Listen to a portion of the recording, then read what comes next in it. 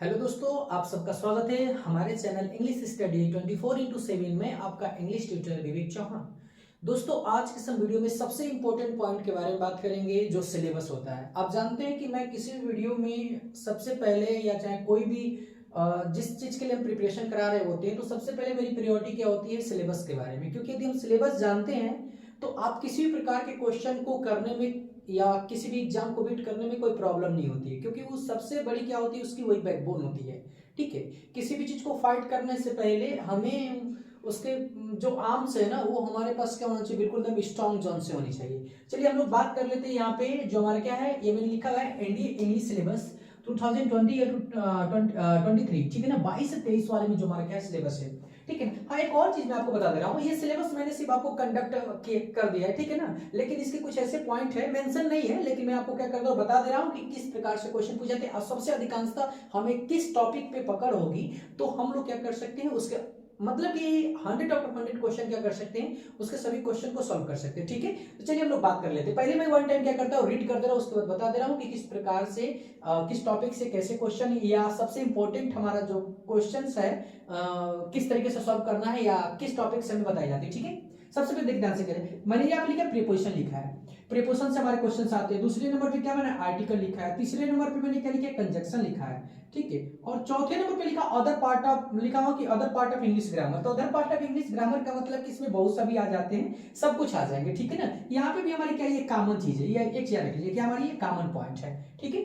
यहाँ पे मैंने नेक्स्ट पॉइंट पे लिखा हुआ है, नेक्स्ट पॉइंट पे वोकैबुलरी लिखा हुआ है। ये तो देखिए हमारी बैकबोन है, समझ लीजिए कि कहा जाता है ना कि विदाउट मतलब without backbone we can not stand on foot, ठीक है ना। अपने हम पैरों पे नहीं खड़ा हो सकते। उसी तरीके से यदि हमें इंग्लिश को क्या करना है, यदि अपने काबू में करना है या इंग्लिश के किसी भी क्वेश्चन को यदि हमें सॉल्व करना है, तो कंफर्म है कि हम जो हमारा वोकैबुलरी है ना, मतलब वर्कबुक, ठीक है ना, वो बिल्कुल तैयार होना चाहिए, समझ लीजिए, ठीक है। दूसरी पॉइंट हमारी क्या है, ग्रामर एंड यूजेस है। यहाँ पे मैंने ग्रामर, तो ग्रामर एंड यूजेस में मैंने आपको यहाँ पे पॉइंट बताइए क्या, ग्रामर एंड यूजेस लिख दिया है, तो इसमें क्या पूछेगा ये आपको मेंशन नहीं किया है, लेकिन आपको मैं बता रहा हूँ कि किस तरीके से क्वेश्चन या कौन सी टॉपिक सबसे इंपॉर्टेंट है क्या करने के लिए, इसको सॉल्व करने के लिए, ठीक है।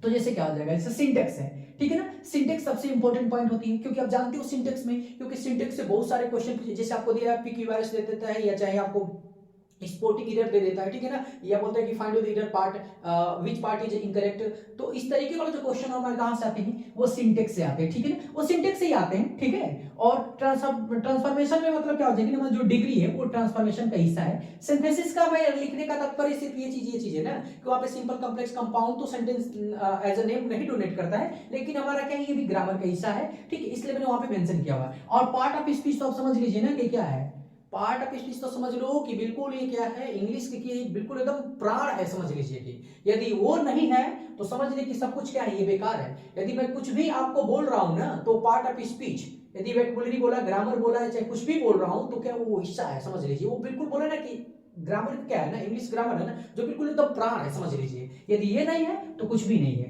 Part of speech. और आप जानते हो कि पार्ट ऑफ स्पीच में हमारे क्या आते हैं, वही सब हमारे क्या आ जाएंगे, जैसे क्या हो जाएगा हमारा, ये नाउन होते हैं, उसके बाद क्या हमारा होता है बताइए, ये प्रोनाउन होता है, ठीक है। उसके बाद हमारा क्या होता है, ये वर्ब। उसके बाद भैया हमारा क्या होता है, एडजेक्टिव। उसके बाद भैया हमारा क्या हो जाएगा, एडवर्ब। उसके बाद भैया ये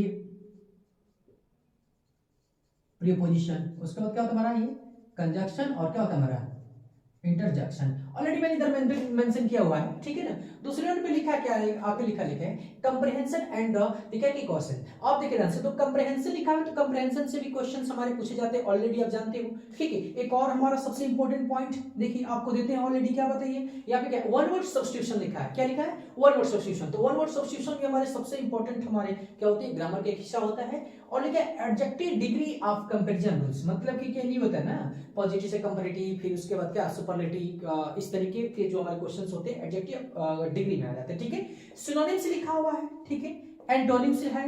फिर उसके बाद हमारे क्या होते हैं, वॉइस भी आते हैं, और क्या होते हैं, रिलेशन भी आते हैं। इसमें मैंने एक और मेंशन कर रहा है, फ्रेजल वर्ब। क्या होता है, ये फ्रेजल वर्ब, समझ लीजिए, ये फ्रेजल वर्ब। तो ये हमारा क्या है, एनडी इंग्लिश सिलेबस जो हमारा क्या 2022 और 23 का जो सेशन है, ठीक है ना, तो उसमें से, लेकिन याद रख लीजिएगा, ये तो मैंने उसमें से पार्टिकुलर आपको दे रखा है, लेकिन जो इसकी सबसे बैकबोन है ना, यहीं पे ये तो एक ही टॉपिक क्या है, मेंशन है यहाँ पे, समझ लीजिए, लिखा है ना, जो ग्रामर एंड यूजेस। तो ग्रामर एंड यूजेस में आपको सिंटेक्स मिल जाने और आपको पार्ट ऑफ स्पीच। यदि आप ये जानते हैं ये जानते हैं, ठीक है ना, और आपको ये तैयार है। अब इसमें जैसे हमारा क्या ना वोकैबुलरी में क्या आपको आ जाएगा, जैसे मान लीजिए कि लिखा है यहाँ पे वोकैबुलरी में क्या आ जाएंगे हमारे सिनोनिम्स आ जाएगा, एंटोनिम्स आ जाएगा, फ्रेजल वर्ब आ जाएगा, ये हमारा क्या ये वन वर्ड सब्स्टिट्यूशन आ जाएगा। यदि हम इतने जानते हैं तो हम लोग क्या कर सकते हैं, एनडी एग्जाम जो है ना इंग्लिश का जो सिलेबस है, जो पैटर्न है, उसे हम क्लियर कर लेंगे, उसमें हमें किसी प्रकार की कोई संकोच नहीं होगी, ठीक है। और यदि आपको दिक्कत होगी किसी प्रकार के किसी भी क्वेश्चन में, तो ठीक है आप कमेंट बॉक्स में क्या कर सकते हैं, कमेंट कर सकते हैं, ठीक है ना।